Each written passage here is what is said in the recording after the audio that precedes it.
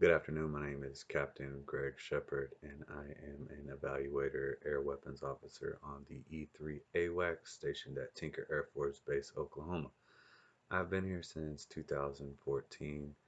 Um, did my training, got finished in early 2015, deployed later that year. Since then, I've done two deployments to CENTCOM, probably about 10 to 12 different TDYs.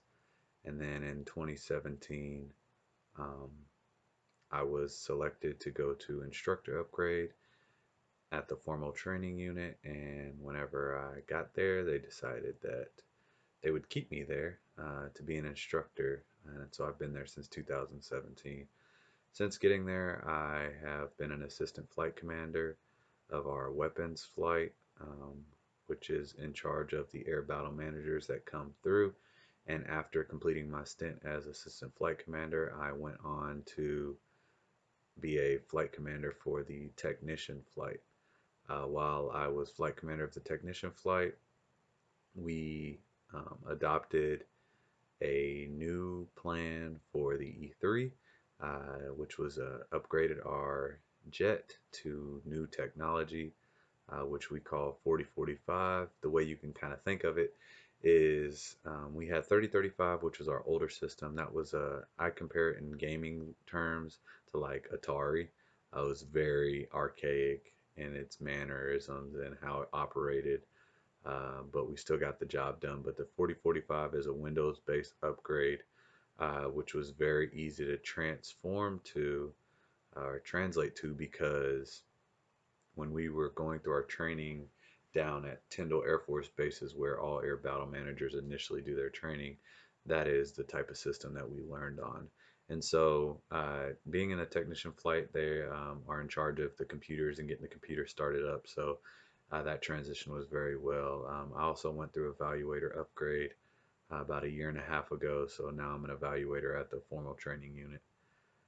Um, so yeah, that's a little bit about me. Now on to the example of change that was taking place here at Tinker Air Force Base as my personal example. I'll talk about our transition into what we are calling the doing away of crew positions. So we have on the E3 an air weapons officer, a electronic combat officer who's in charge of the pulse Doppler system, passive detection system, and then we have an air surveillance officer who is in charge of the radar. We have a mission crew commander who is in charge of the entire crew, and each section is broken down from there. Then you have the aircraft commander who's in charge of the aircraft. Well, with the Air Battle Manager ABM concept, is what they're calling it.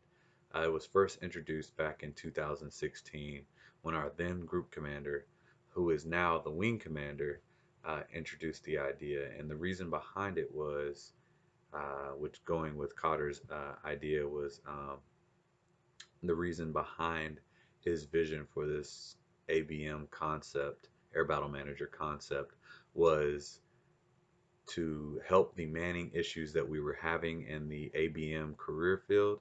It would take all those four positions I previously mentioned: air weapons officer, senior director. I missed that one earlier. So, senior director, electronic combat officer, air surveillance officer, mission crew commander. It would take those five positions and essentially knock them down to two positions. So, you have what you call an ABM, and then you have a section lead. And a section lead can be a section lead in charge, uh, and that person replaces the senior director, air surveillance officer, or mission crew commander, which is MCC. And so the idea was very good.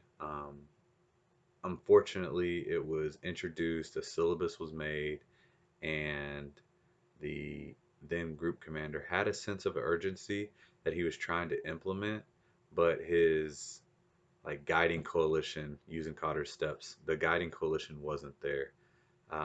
He created a team, but the wing commander at the time was not on board with the vision and where it was going, and so it just kind of it was gaining some momentum, but it wasn't really getting there. The vision for it was stated. Uh, he kept mentioning it again and again, the vision and how it was going to happen and what he was going to do to make it happen. But as far as like empowering us and empowering the wing, I didn't feel that that really took place because he didn't emphasize like, or he didn't give the power to the people because not everybody was on board. So in the E3 community, when it comes to change, it's not something that's really taken like, I don't know what the correct word for it is. They don't like change. Just like a lot of organizations don't like change.